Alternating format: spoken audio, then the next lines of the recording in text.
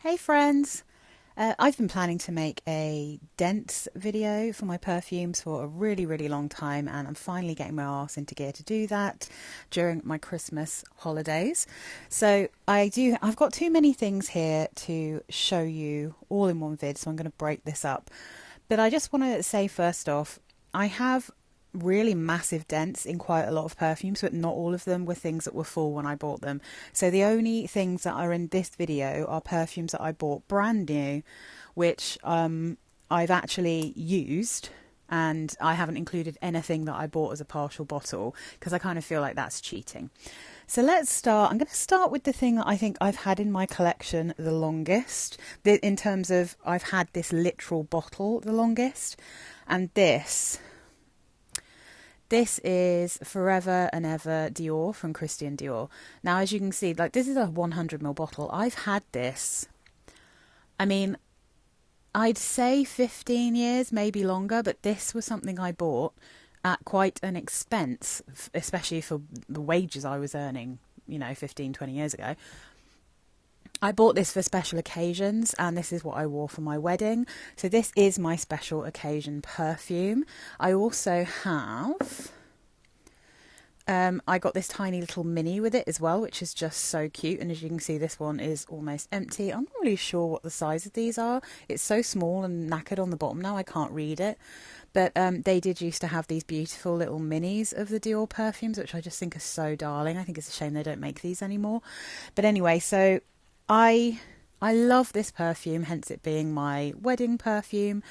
So Forever and Ever Dior, for me, is a kind of spring blossom frichery perfume. It's got rose, it's got jasmine. I think it's also, if you look at the original recipe of this, it's got like almond blossom, it's got all kinds of things, ivy. It just smells like spring. It smells like princesses in spring. It's one of my most floral perfumes, but it's also one of my most delicate perfumes, one of my most princessy pink smelling perfumes, but it's very chic with it. It doesn't smell too sweet. It's just, I was searching basically for a freesia perfume, because freesia is a note that is in La Belle Cerise, Liberty Fizz, which was my very long-term signature scent before it was discontinued. So I had just gone on a search to find things that had notes that were in that same perfume, even, thanks to Fragrantica back in the day. And this was recommended as an excellent freesia perfume, and so I love it. Is it freesia? I'm never quite sure if I'm pronouncing it right, but that's the first dent. That's Forever and Ever Dior, and it's just so glorious. So next up, I have to talk about one that has been in and out of my collection ever since it first came out. This is Green Tea by Elizabeth Arden. I always have a big one and a little one on the go at the same time, which is why the dent takes a bit longer overall, because I'm always taking one to work and the other one, or wherever I'm going, and the other one stays at home. And I just love green tea so much. It's the most perfect spa scent. It's the most perfect calming spa scent. Elizabeth Arden really nailed it with this. I should say Francis Kirk de Jean really nailed it with this. I feel like he really changed the landscape of popular perfumes when this came out, and it just is so beautiful. It's got too many notes to mention, but green tea and mint. Oh, it's got like fennel and all kinds of herbs in it. And what I love so much about this, if I grab the little one, it's easier to hold. What I love so much about the original green tea is that it's just so green and herbaceous, but it's also perfectly sweet. It's something that I can wear when I feel absolutely dreadful, and it never overwhelms me. I have had people compliment me on this. I've had bees buzz around me when I'm wearing it. My husband absolutely loves this one, and he actually smells amazing in this. I think it's perfectly unisex. It's just one of the easiest reaches that I have in my collection, and that's why it has been with me on and off, like, ever since it came out. I've had so many bottles of this. So I absolutely love it. I'm not bothered about any of the flankers particularly, but this one is just an absolute winner, always. This is a tiny bottle of Sun from Lush, and as you can see, this has got a good old dent in it. This used to be a brighter colour, I feel, and it's kind of faded because it's so citrusy. This is basically, I can't remember what kind of citrus it is in terms of whether it's orange or mandarin or clementine. I think it's orange. I might be wrong though. Basically orange, mimosa and sandalwood. It's a cologne, it's very light, it's very fun, it's very fruity, but it has that, the mimosa and sandalwood gives it a slightly dry powdery mixture with that juicy citrus. And I've had this for so long. This is, I'm sure, supposed to have gone off many years ago, but it's still perfectly wearable. It's still really nice. It's lovely freshy. So yeah, I've got a hella dent. I mean, I've got so many Lush perfumes and I have little dents in so many of them, but most of them are very strong, so the dents are, you know, not very impressive. But this one, because it's not very strong, I had used quite a lot of it, so that's fun. I haven't worn this one for ages. I should pull it out again soon. Next up, we have this beautiful cube of loveliness. This is in Love Again from Yves Saint Laurent. This was my first signature scent after I had to give up on ever getting any more bottles of La Belle Ceviche, because I spent hundreds and hundreds and hundreds of pounds buying every bottle I could possibly find on that after it was discontinued. I reckon I went through like 100 bottles of that. It was just wild. But yeah, so the accords here is very helpful. They've got cassis, mandarin, what's that? Raisin, muscat, rose pavoine. So I think that's like rose and peony, and myrrh, which is that blackcurrant? Yes, I think so. Cassis. I know this is very blackcurranty. It's very rosy. I always think it smells a bit like muscat wine. It has a tartness, but a sweetness. It was like, and I swear there's still tomato leaf in this. That's why I found this one in the first place, is because, again, my old signature has tomato leaf in it. So I was specifically looking for tomato leaf, and the old formulation of In Love Again does have tomato leaf. I'm quite sure it's still in here, but they haven't given you the full set of notes. This is another one, though, that's not very strong. It doesn't last very long, but it is really beautiful. I, again, got through so many bottles of this, and it was quite expensive, which is why I then moved on to the next perfume, which was my next signature scent. But as you can see, I got like halfway through this one before I had my next signature scent, and I used to have a bottle of this, a full bottle of this at work as well. So yeah, many bottles of this were bought and used. So that's In Love Again by Yves Saint Laurent. It's really beautiful, but it is very fleeting. So I needed something more affordable to wear after wearing Yves Saint Laurent for so long, and I found this. It was released, and I saw it quite quickly actually after it first came out. This is Brocard, and this is tomato leaf and blackcurrant.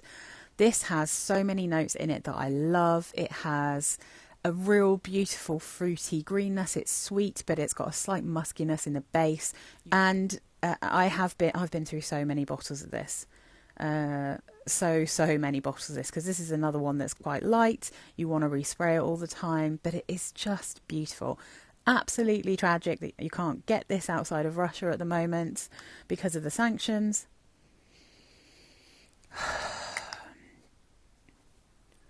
But this is a proper old school fusspot perfume. This is exactly the kind of thing that I used to love and adore. I like tea perfumes, light perfumes, green perfumes. I love raspberry and blackcurrant in kind of light takes, you know. And obviously I also love a bit of light musk. It's just gorgeous. So that's tomato and blackcurrant, tomato leaf and blackcurrant from Brocard, and it's just I hope it comes back. If you ever see this and you like things like green tea and you like kind of tart, green, fruity aromatics, then this is an absolute winner. It's gorgeous. So this little cheapy beauty, even cheaper if you can imagine it than the Brocard one, which I think used to cost me about £15 a bottle plus postage when I used to buy it from a seller in Russia. This is Boom from Jean Arthès, and it's the green tea and cherry blossom flanker. And this is my last signature, what I would consider a signature before I really started getting more into perfume, before I bought Stella Pop and then never looked back.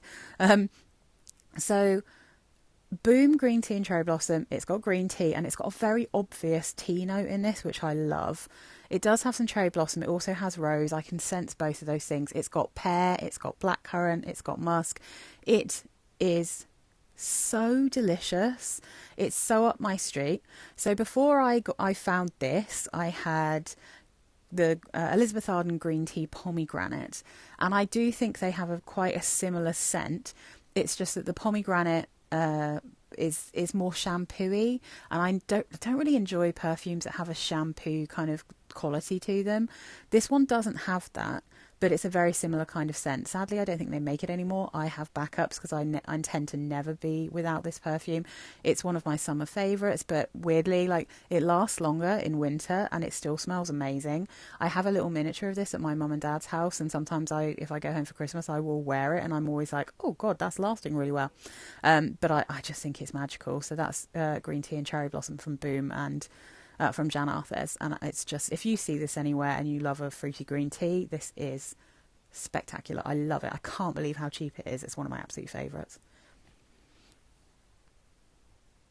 So nowadays, this is as close as I'm going to get to a signature scent. This is Skin Musk perfume oil. I also have the cologne spray. I have loved this kind of musk ever since I was a tiny child. I used to wear wild musk, and I did have the wild musk oil for a while from Coty. But this is just perfect. I think this is the perfect musk. It's basically soapy, clean skin that has a floral element. I'm sure there's rose in here. I think the rose comes out even more so in the cologne than it does in the oil. There's probably jasmine, probably ylang. There's definitely sandalwood. There's definitely some vanilla in here, even if they don't list it. And sometimes in hot weather, this is a little bit too sweet for me. It's a cheapie, but it's the best musk I've ever smelt. Like, there are many musks I've smelt that I really like. This is the best. I like this one better than anything else. I often wear this to bed. I think it's gorgeous, and I absolutely love it. I remember buying this one because I'd already started my channel at this point, and I got this relatively early on, I think. This is Clean Fresh Laundry and Lavender. This is an eau fraiche even. So, I mean, you know, just to be very clear, I have used quite a lot of this on my body, but I've also used some of this on my sheets when it's like been extremely hot summer, when it feels like it's too hot for me to use Twilight, which is what I normally put on my bed sheets from Lush. So it's not often so hot that I don't like tonka bean, you know, but this one, I can't even remember what notes they list in this, but it literally just smells like freshly cleaned, wet laundry that's been washed with some kind of lavender detergent. It's so fresh and lovely. This is one that I literally took in my bag with me when we had a heat wave in London and I had to go on the tube. So I just kept respraying it. Like every time I felt hot, I just kept respraying it because it just made me feel so fresh, so clean, so yummy, and so cool. Like, it's just such a good scent. Yeah, so I mean, this is let's see, 175 mls, and I reckon I've used nearly half of it, if not literally half of it.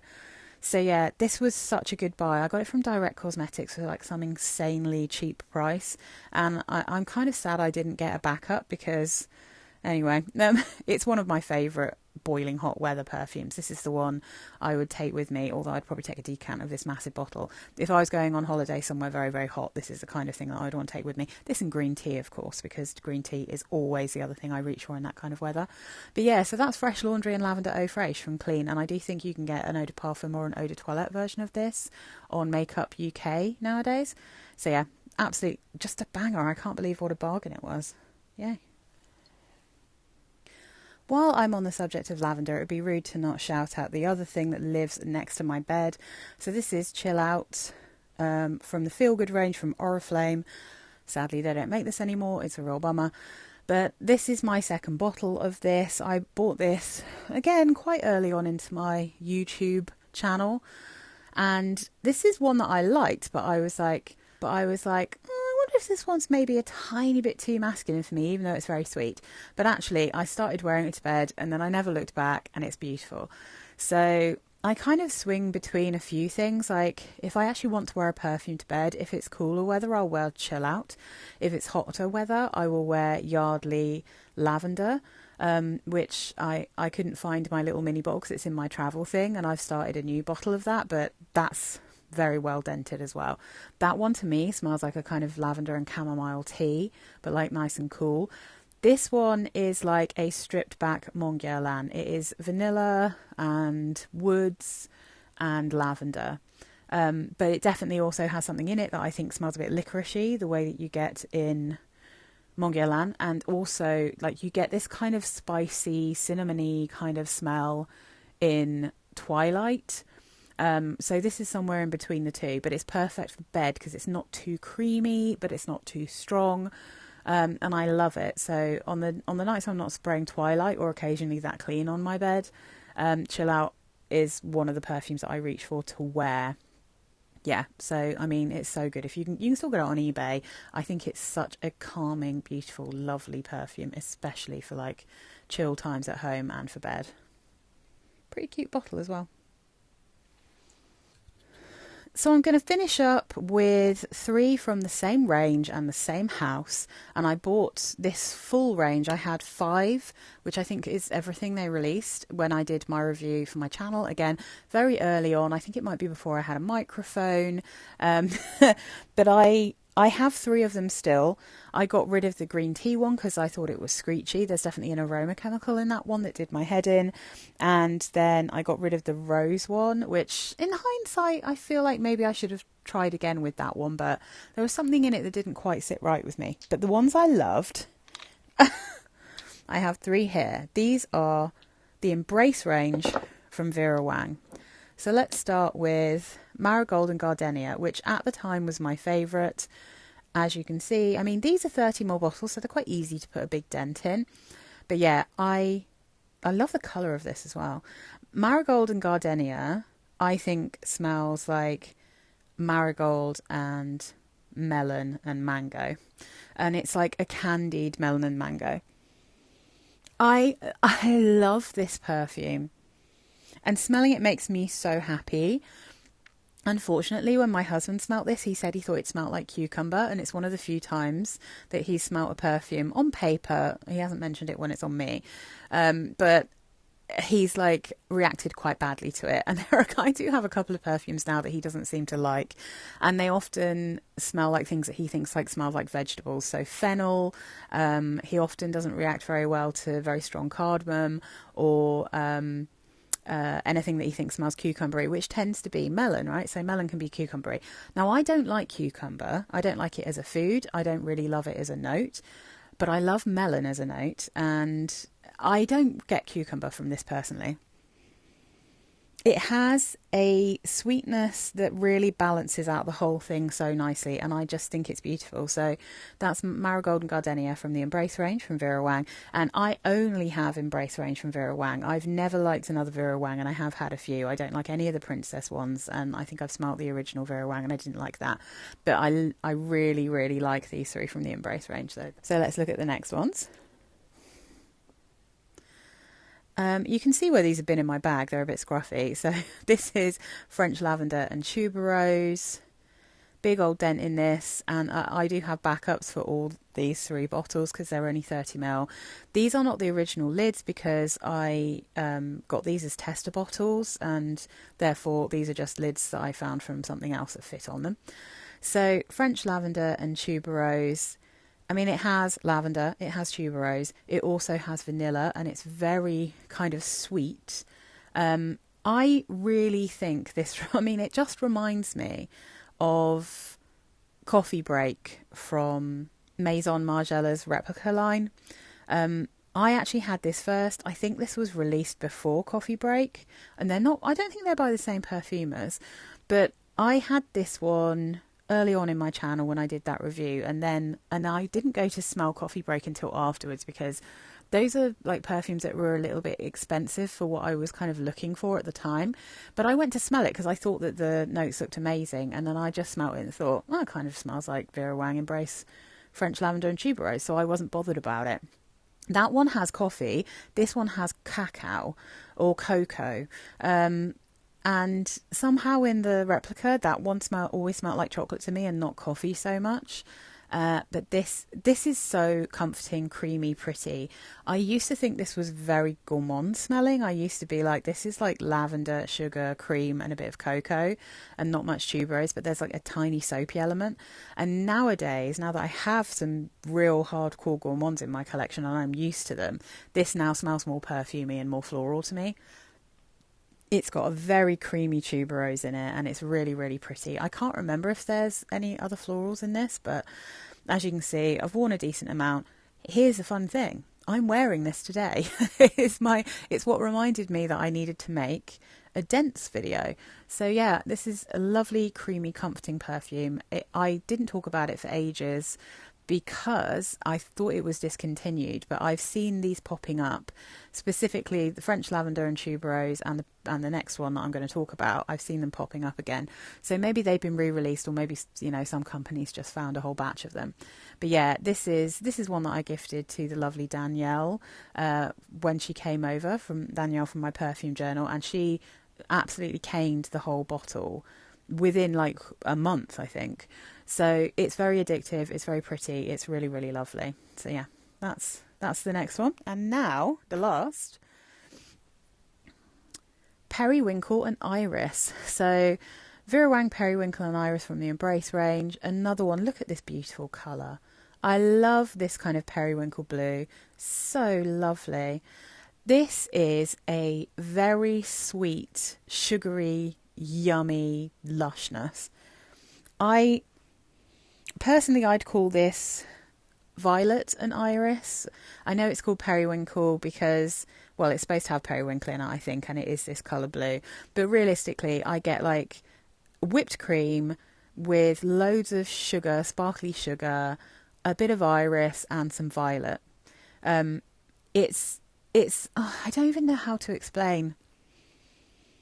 There's something sparkly and so lovely about this. The iris is not sad, and I know that might sound insane, but I have a few iris perfumes and I find them so melancholy. This one has just a whisper of that, but it feels, I mean, it has the lipsticky fun iris, I think, rather than the kind of grayer feeling sad iris, like the kind of gloomy rainy day in London kind of iris. This is more like a fairy in a forest kind of iris. It's just really pretty. But I definitely smell violet here. Oh, and it's just, I think it literally has some kind of cream note in this and an actual sugar note. It's very sweet. It's very cute. And it was a toss-up between this and the lavender and tuberose as to which one I was going to put on today, but because the lavender and tuberose has like a soapiness to it, and it just happens the conditioner I'm wearing today went well with that. The conditioner I used to wash my hair. So yeah, but that is possibly nowadays my favourite of the three, but because it's so sweet, I haven't used quite as much of it because it's very, very sugary sweet. But yeah, so I'm going to end this video here, and then I'm going to make a second part which will come out real soon. Let me know if you have any of these perfumes and what you think of them, and if you are new to my channel, please do consider subscribing. It really, really helps out my channel a lot if you do that. And otherwise, thanks. I'll see you in the next one. Bye guys.